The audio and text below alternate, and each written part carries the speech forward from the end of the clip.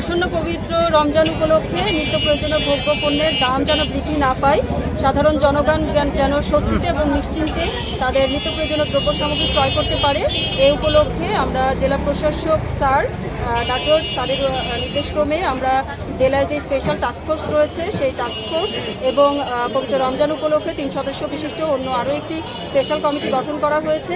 সেই কমিটির সকল সদস্য মিলে আমরা আজকে বাজার মনিটরিং করছি, নিচা বাজার মনিটরিং করছি। নিচা বাজারের বিভিন্ন ক্ষেত্রে আমরা মাছ বাজার, মাংসের বাজার, মুদি দোকানদার, বিভিন্ন ধরনের কাঁচা বাজারও পরিদর্শন করেছি।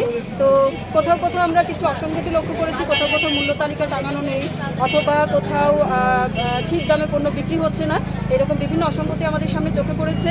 আমাদের সাথে এক্সিকিউটিভ ম্যাজিস্ট্রেট সাথে আছেন, তিনি বিভিন্ন অপরাধ আমলে নিয়ে জরিমানাও আরোপ করেছেন।